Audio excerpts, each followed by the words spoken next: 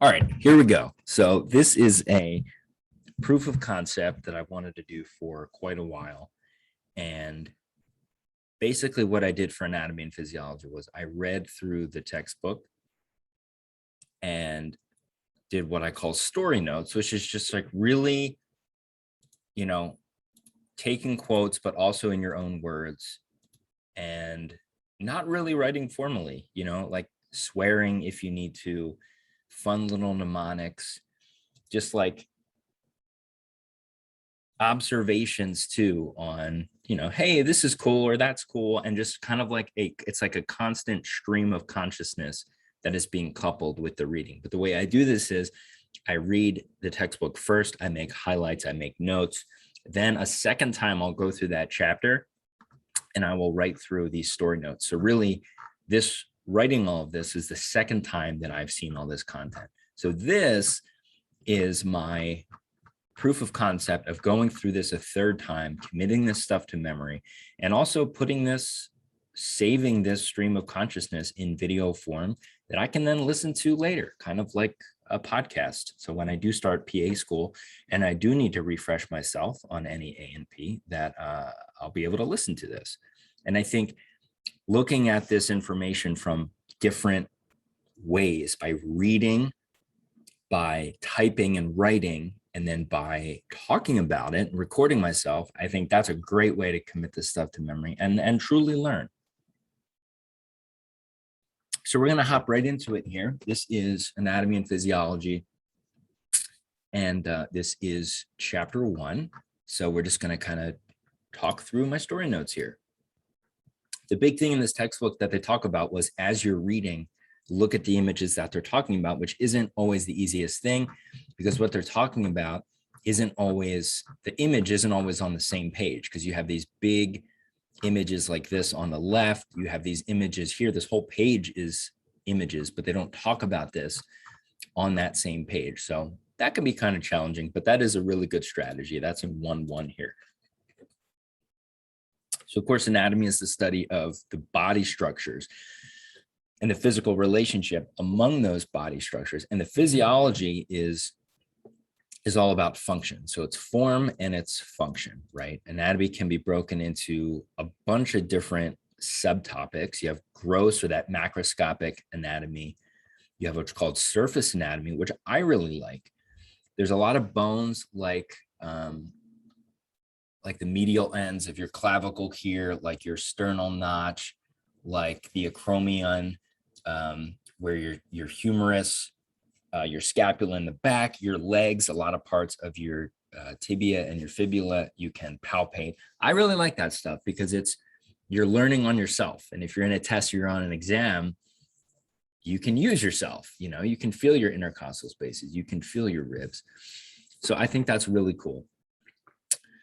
Then systemic anatomy, that's organ systems. You have the development, infants and fetuses, embryology. Microscopic, which I'm taking microbiology in the spring, and histology, which is the study of tissues. You have a sign, and signs and symptoms. You have a sign, which is an objective disease indication, like a fever. The patient has a fever, right? A sign is like a stop sign. It's a tangible object. And we like that because a symptom is subjective. It's like, oh, I feel tired, I feel weak, my pain is a 5 out of 10. That's all subjective, right? So you need to combine the objectiveness and the subjectiveness when you're looking at a diagnosis. You have the levels of organization, from atoms, if I remember this, atom to molecule to a compound to a tissue to an organ system, and then OG, which is an organism, all right? You have this medical terminology, which I have a whole Quizlet on that. Path means disease, ology means study of, biology. And you have these eponyms like Lou Gehrig's disease, which really is for amyotrophic lateral sclerosis. That's what ALS, all right? You have the Achilles tendon, which is really the calcaneal tendon. Then you have Latin names too. So it can certainly be confusing.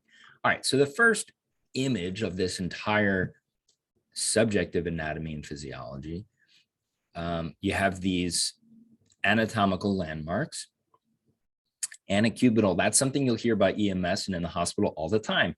I have a 18 gauge, IV catheter in the left AC. So that's the anacubital, it's the front of the elbow.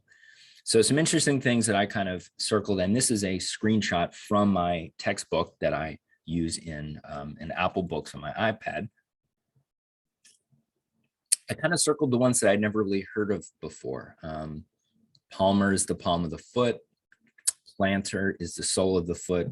The great toe is called the hallux, which I remember as your heel, which I misspelled here, is down in that area too. Your pollex is your thumb. You use your fingers and thumbs when you're taking polls on your phone. I don't know. Crural leg, I've never really heard that before. Tarsal for metatarsals. All right, manual hand. Inguinal for that groin. Femoral for that thigh area. Brachial, because your arms branch off of your body like a tree. Axillary, this is where you would take an axillary temperature. That's under your armpit there. Cephalic, so you think of like encephalitis, that's with the head. And otic, like otolaryngology, that prefix OT is the ear. Buccal, the cheek, when you take a buccal sample on the inside of a cheek.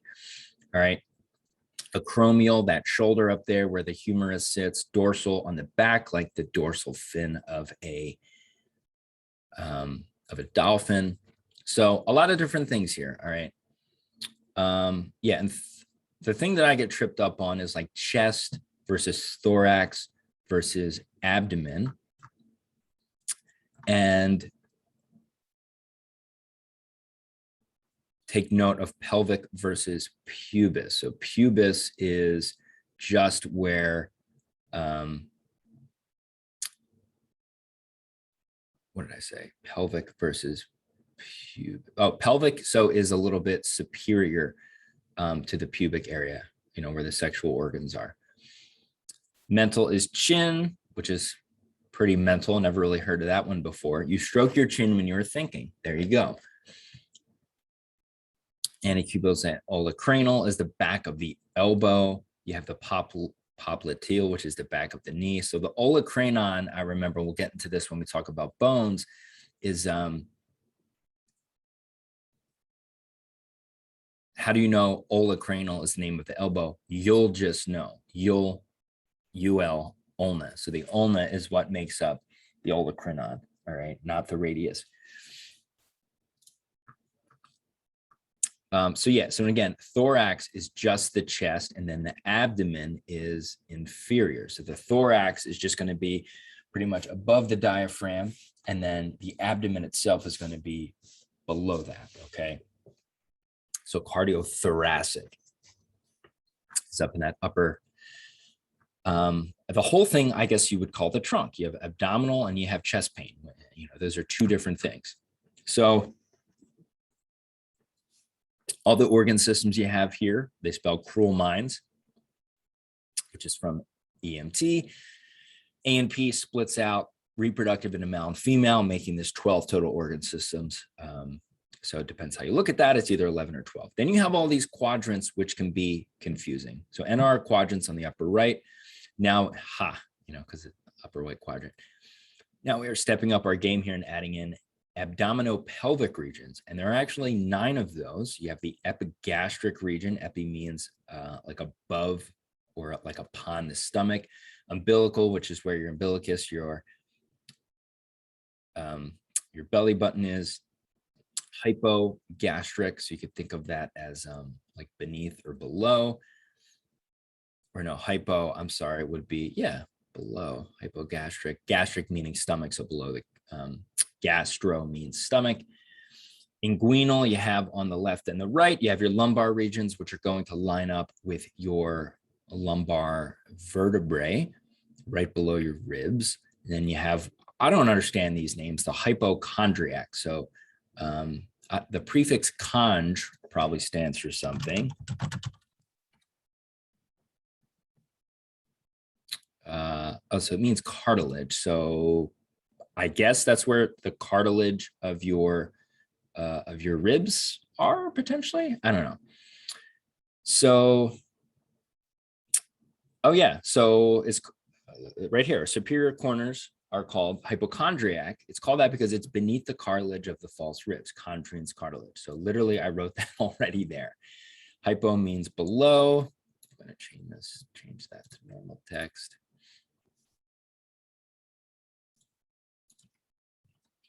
All right, so, and then you can see where some of these organs sit within these quadrants. So you have the liver, which is mostly in the upper right quadrant, the stomach, which is mostly in that upper left quadrant, along with the spleen is up there as well. You have your appendix, which is in your bottom right quadrant.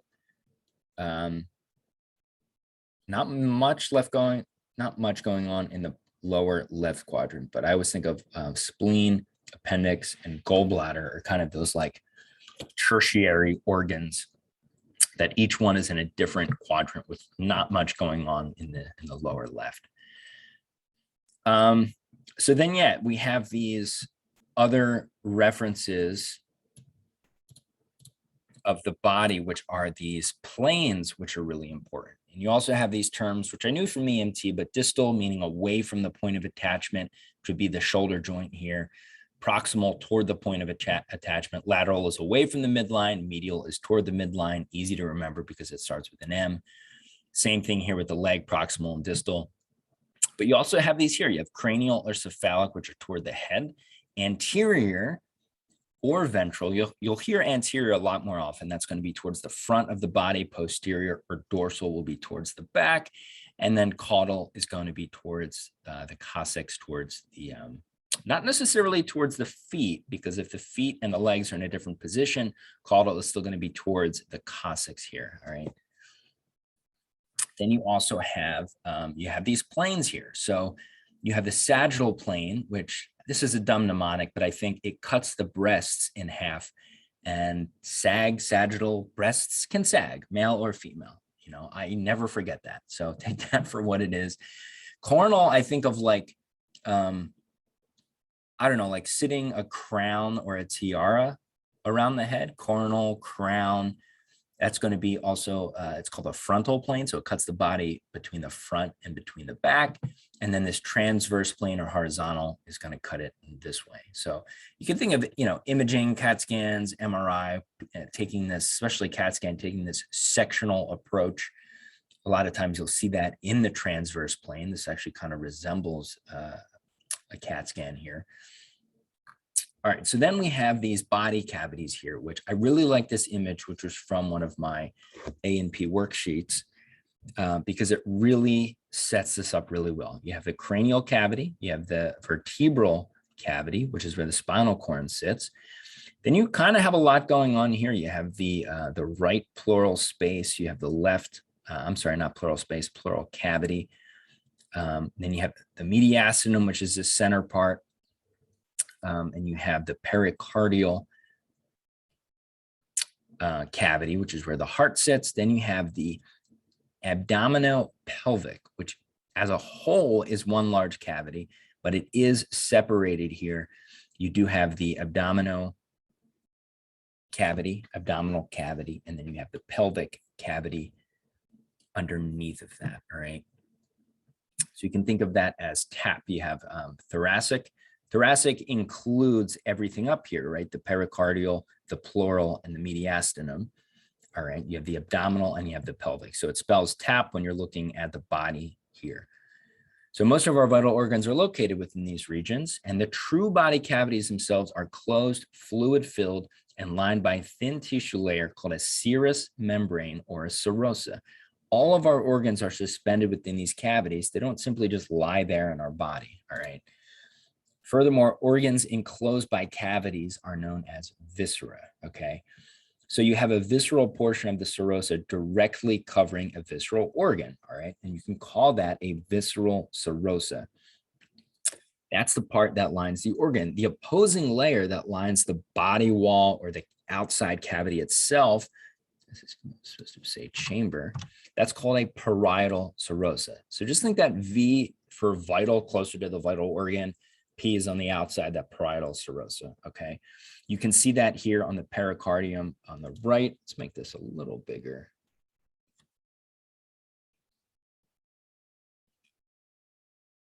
Visceral is on that inside. This is the visceral layer of the serous pericardium. As we go around the outside, we hit the parietal layer of the serous pericardium. And this is a great way. The heart is sitting in this visceral serous layer, kind of like a fist inside of a balloon, all right?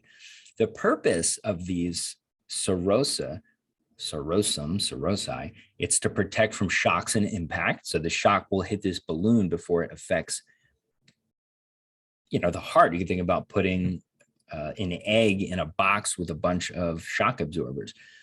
It permits significant changes in the size and shape of organs. So you can think as the heart maybe changes shape slightly, as it fills up, as it contracts and relaxes, as the lungs change shape, it gives that space to be able to do that without pushing into other organs. So it makes sense, right? So if we're breaking down, this is still looking at these cavities here. We can look at that thoracic cavity, and there's a lot happening. You have the lungs, you have the heart, you have these associated organs of the respiratory, cardiac, and lymphatic systems. You also here have the inferior, the lower portion of the esophagus, and then you have the thymus as well. All right, so we can see this, and we're looking at this from a lateral perspective, but we're also looking at this kind of cut in half, which would again be the sagittal view here. You can see the sagittal view still here on the left.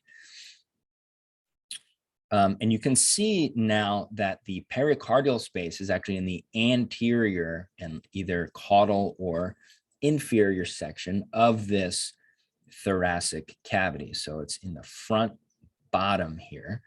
You can see the lungs are kind of surrounding it. And the thoracic cavity and the abdominopelvic cavity are separated by this diaphragm, okay? I said transverse view. Oh, and here's the transverse view. So again, we could see the heart at that interior, the mediastinum, which I believe is just a lot of like connective tissue that's kind of holding this all together. You can see the spinal cord here. And we'll talk about the pleura in a second. So we have a serous membrane here also, just like we were talking about those visceral serous layers of the pericardium, which is that area that surrounds the heart. Here we have what's called pleura. So the serous membranes with the lungs are called pleural cavities, okay?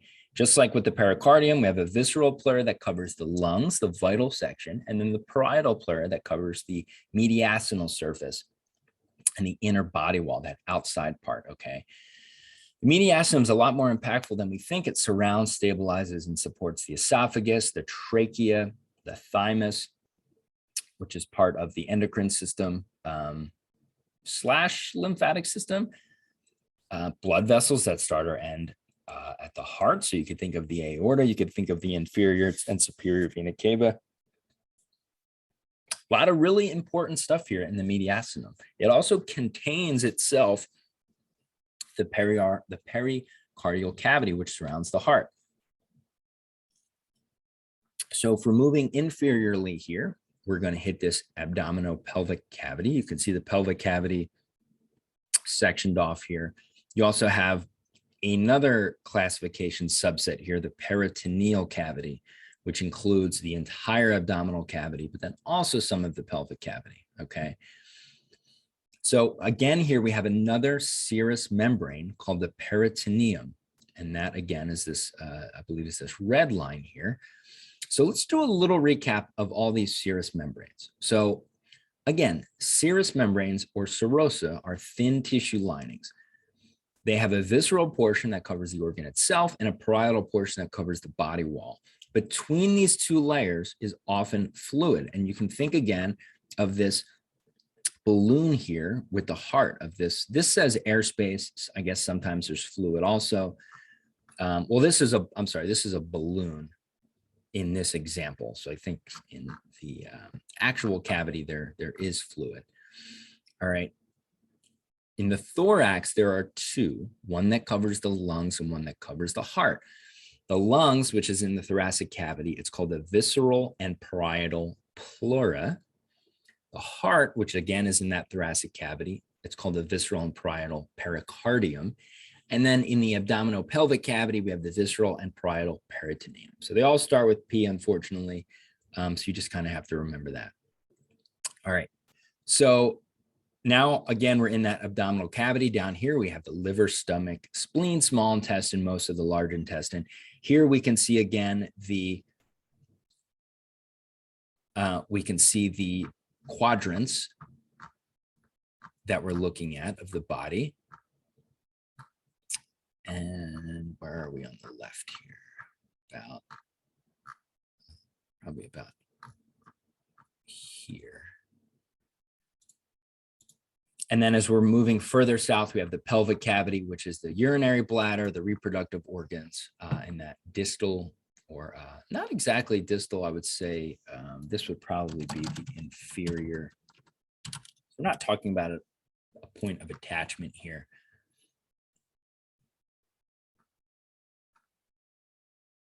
The inferior part of the large intestine, okay. All right, so now we're moving on and we're talking about something called homeostasis, which really makes our entire body work, okay? And a good example of this is the air conditioning in your house that's kicking on and off to keep your body at a certain set point, okay? So autoregulation, that's a response to some environmental change, like when oxygen levels drop in tissues, the cells release chemicals that widen blood vessels. We can also think about when we jump into a cold pool, for example, and we're cold, our blood vessels are going to constrict, and we're also going to shunt blood to our trunk, to our core, where our vital organs are, all right? And that's going to help warm the body. When it's hot outside, our blood vessels are going to dilate in order to let some of that heat off. It's going to bring our blood vessels closer to the skin to be able to let some of that warmth, some of that heat to kind of evaporate through our skin. Blood is going to be shunted more to the outside of the body, and that's going to cool us, all right? So we also have this extrinsic and extrinsic regulation, which really doesn't have to do with the environment. It has to do with the nervous system, which is very short-term changes in the body, and then the endocrine system, which are slower, long-term changes to the body, which has to do with hormones, which we'll talk about a little bit later. So in homeostasis, we have a receptor that is sensitive to some stimulus or environmental change. We have our control center, and the hypothalamus in the brain, we'll learn, is a big control center, which receives this stimuli, this information, processes it, and then it's going to send information to an effector, a cell that responds. So that would be a cell that responds and actually does the dilating in the blood vessels, all right? Or I guess an effector could also be a nerve cell that's going to help make that change, or a hormone also, all right? So then we have these negative and positive feedback loops, which honestly I think can be pretty confusing, but if you really just think about it and you think about the example of an air conditioner, you'll remember it pretty easily. All right, so most processes in our body are called negative feedback loops, and one of those is temperature, and we can see that example right here. All right, so make this a little bigger too. Oops. Oh, no. Oh, great. I think I just hit print by accident. There we go. So homeostasis is normal temperature. So we have a set point, and let's say we set our house temperature, we want it to be 70 degrees, all right? But it's getting hotter outside. So this homeostasis is disturbed by an increasing room temperature. The receptor is the thermometer in our house, and we see that that temperature goes up to 72. So we need to make a change here, all right? So our control center, which would be our brain, but in this in this example would be like the microchip of our thermostat system. It's going to send a command. It's going to notice that change by that receptor. It's going to send a command to the air conditioner, and it's going to turn it on, okay, until that receptor, again, the thermometer sees that we've reached 70 degrees. It's going to turn off the air conditioner. We're going to be within that normal range. Homeostasis is now restored. All right. So that is called a negative feedback loop. And the temperature can go up or down, right? You can use that example for an air conditioner or for a heater, but it's, hey, I have a certain point here and my level is not on that point anymore. So we're going to hit that with something to bring it back. We're bringing it back to where it was, whether if it's too high or too low. And you can think if we're bringing something back to where it was, that's a negative feedback loop. We're bringing something back, okay? Now, childbirth is an example of a positive feedback, because what happens here is once uterine contractions start, rather than our bodies say, well, normally our body is not contracting in our uterus, we need to bring that back to normal and stop contractions. The opposite's going to happen. The body's going to say, yes, go, go, go, go, go. Contractions have started. We're actually going to release hormones, and we're going to further those contractions. We're going to promote those contractions. We're going to keep moving away from homeostasis in a way. That's an example of a positive feedback loop. All right. I think there's only like 2 examples in the body. One of those is childbirth. I think the other one is blood clotting.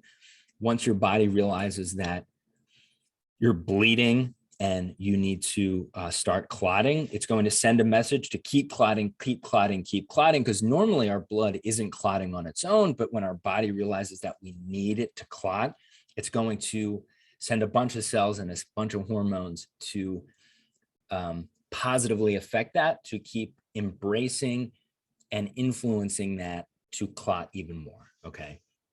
And eventually we're going to hit a sensor. So I think uterine contractions will stop once the baby is delivered, right? And the clotting is going to stop once we reach a certain clotting level. Once the body notices that bleeding has stopped, it's going to stop clotting so that all of our blood in that affected area doesn't clot. So there's still going to be receptors with a positive feedback loop. Okay. Certain set points can change. So our internal body temperature is going to be different when we're sleeping and when we're exercising. It's not always going to be one temperature. Here we go. One example they provide for positive feedback is blood clotting. Once it starts, chemicals are released that accelerate the process. So that is actually it for this chapter. That's number 1 here. This is a really cool table that is at the end of this chapter. We can see here we were talking about, you know, those CAT scans, those MRIs. We can see here that transverse view of the body when we're taking that CAT scan, right? That transverse or horizontal plane. So this last table here we can see that the homeostasis of what's actually happening in the brain. The brain is going to be our control center. The actual command to change the body temperature, and this is for either heating or cooling the body. So this is going to cool the body. This is going to heat the body. It's cool because to cool the body, blood vessels and sweat glands are going to be what is affected. We're going to increase that blood flow to the skin. We're going to increase sweating to get heat out of the body. If we're too cold, we're going to decrease blood flow to the skin, bring that closer to the body. We're going to decrease sweating. We're going to actually shiver to get the body moving more to warm it.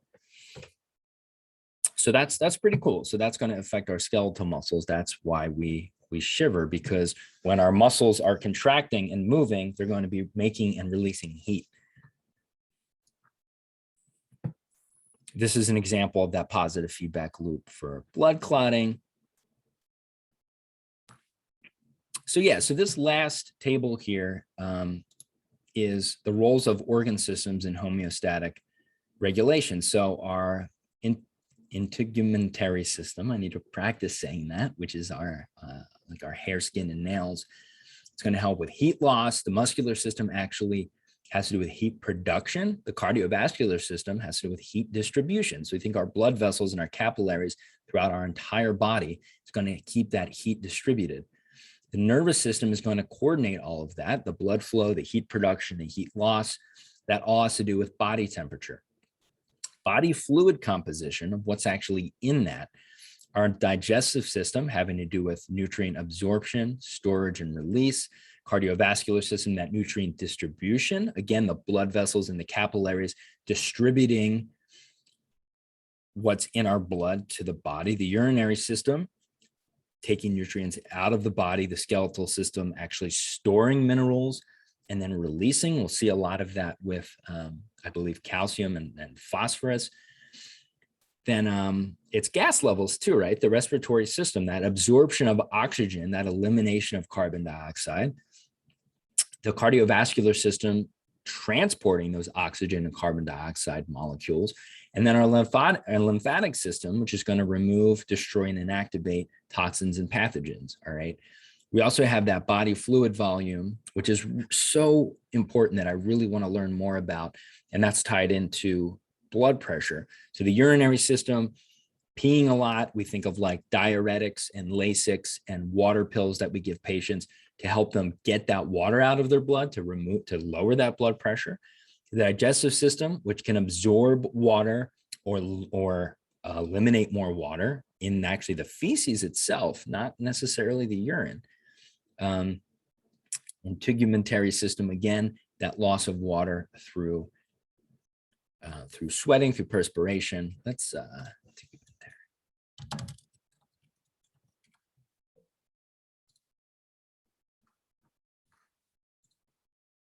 pronunciation. It's the first thing there.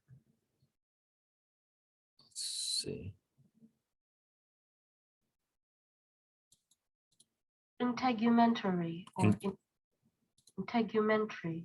Integumentary. So it looks like it's saying integ. That comprises this edge. Integumentary. Integumentary. Okay. Cardiovascular system distributing water throughout the body tissues. We have the waste concentration. Again, urinary system can excrete waste. The digestive system can eliminate wastes. Cardiovascular system can transport wastes to the sites where we're going to be excreting them, whether that's the digestive system through feces or the urinary system. And then blood pressure, which again is really important and involved in that body fluid volume. The pressure generated by the heart, which is moving blood through blood vessels, and then that nervous system and endocrine system, which can adjust heart rate, blood vessel diameter. So we think of that with those alpha and beta cells, which are involved with like epinephrine, which is going to increase that heart rate, which is going to increase blood vessel, which is going to increase blood pressure. You have what's called a beta blocker, which is going to block those beta cells, which is going to lower heart rate, lower blood pressure, okay? Then you have things like the anti-diuretic hormone, which is going to hold on to body fluid, and it's going to keep our blood pressure steady or increase it. And we'll get a lot more into that when we talk about renin and aldosterone and ACE inhibitors and everything like that. So anyway, that is the end of chapter 1. And cool, that was pretty fun. Hopefully you got something out of that.